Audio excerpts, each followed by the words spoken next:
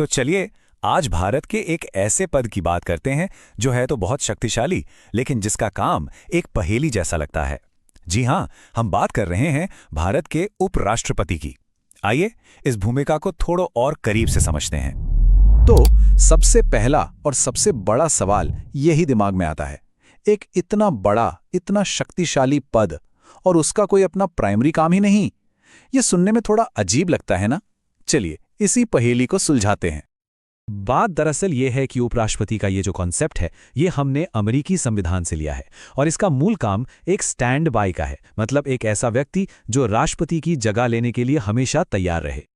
ठीक है, तो ये तो समझ आ गया कि एक स्टैंड बाय रोल है, लेकिन सवाल ये है कि जब तक राष्ट्रपति अपने पद पर हैं और सब कुछ ठीक चल रहा है, तब तक उपराष्ट्रपति आखिर रोज-रोज करते क्या हैं?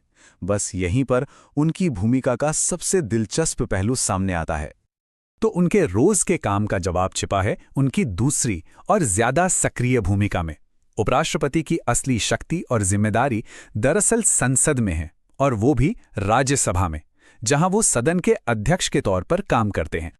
संविधान ये कहता है कि जो भी व्यक्ति भारत का उपराष्ट्रपति बनेगा वो ऑटोमेटिकली राज्यसभा का चेयरमैन भी बन जाएगा। इसी को पदेन या एक्स ऑफिशियो कहते हैं, मतलब एक पद संभालने की वजह से दूसरा पद अपने आप मिल जाना। और अब आती है सबसे मजेदार बात, उन्हें जो सैलरी मिलती है वो उपराष्ट्रपति होने की नहीं, बल्कि राज्यसभा के सभापति का काम करने की मिलती है। ये एक छोटी सी बात इस पूरे सिस्टम को बहुत ही यूनिक बना देती है। ये एक लाइन इस पूरी सिचुएशन को एकदम सटीक तरीके से बयां करती है। राज्यसभा सच में एक अनोखा सदन है जिसके अध्यक्ष या कह लीजिए मालिक खुद उस सदन के मेंबर ही नहीं होते। जरा इस फर्क को समझिए। लोकसभा में जो स्पीकर होते हैं वो उन्हीं 545 सांसदों में से एक होते हैं, वो एक इनसाइडर हैं। लेकिन राज्यसभा के सभापति यानी हमारे उपराष्ट्रपति उन 245 सदस्यों का हिस्सा ही नहीं होते, वो एक आउटसाइडर हैं। ये भारतीय लोकतंत्र की एक बहुत ही खास बात है। अच्छा, तो ये तो हुई उनकी एक्टिव भूमिका की बात। अब वापस आते हैं उनके उस स्टैंड बाय वाले रोल पर।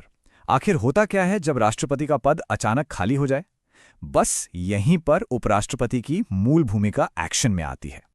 प्रोसेस एकदम सिंपल है।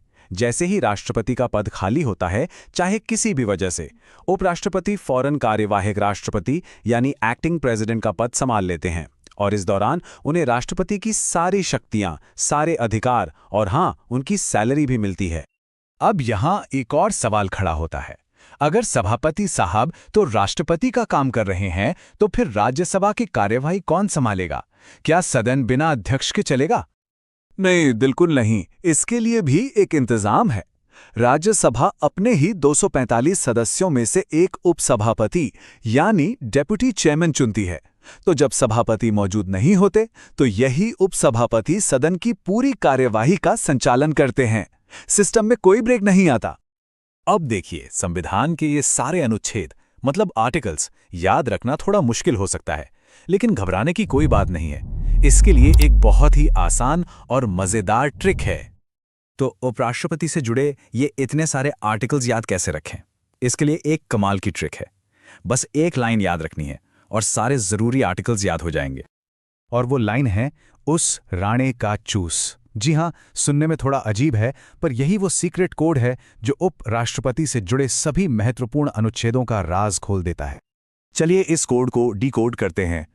उ से अनुच्छेद 63 यानी उपराष्ट्रपति का पद, स से 64 सभापति, रा से 65 कार्यवाहक राष्ट्रपति, ने से 66 निर्वाचन, का से 67 कार्यकाल, चू से 68 चुनाव का समय, और आखिर में स से 69 शपथ। है ना कमाल की ट्रिक? तो इस अहम पद के लिए योग्यताएं क्या हैं? कुछ बुनियादी शर्तें हैं। न्यूनतम उम्र 35 साल होनी चाहिए, भारत का नागरिक होना जरूरी है, और वो किसी लाभ के पद पर न हो। एक बार चुने जाने पर उनका कार्यकाल 5 साल का होता है, और उन्हें पद की शपथ राष्ट्रपति दिलाते हैं। यहाँ एक और बहुत बड़ा फर्क समझना जरूरी है। अगर राष्ट्रपति का पद खाली होता है तो संविधान कहता है कि 6 महीने के अंदर चुनाव कराना ही कराना है, लेकिन उपराष्ट्रपति के पद के लिए संविधान में यथाशीघ्र शब्द का इस्तेमाल किया गया है, मतलब एज सून एज पॉसिबल, जिसकी कोई तय समय सीमा नहीं दी गई है। तो इन सब बातों का मतलब क्या निकलता है? मतलब ये है कि ये पद बहुत मल्टी डायमेंशनल है। ये एक ऐसे लीडर की कहानी है जो एक ही समय पर दो अलग-अलग टोपियां पहनता है। कुल मिलाकर उपराष्ट्रपति की एक दोहरी पहचान है। एक तरफ वो स्टैंड बाय एग्जीक्यूटिव हैं, जो देश के सर्वोच्च पद को संभालने के लिए हमेशा तैयार रहते हैं, और दूसरी तरफ वो एक सक्रिय लेजिस्लेटिव लीडर यानी राज्यसभा के सभापति हैं। इस तरह वो भारत की कार्यपालिका और विधायिका के बीच एक बहुत ही अहम पुल का काम करते हैं। तो आखिर में सवाल यही उठता है कि एक स्टैंड बाय, एक सभापति और एक संभावित राष्ट्रपति, इन सभी किरदारों को निभाने वाला ये पद क्या वाकई भारत की सबसे जटिल और दिलचस्प राजनीतिक भूमिकाओं में से एक है? ये एक ऐसा सवाल है जिस पर सोचना तो बनता है।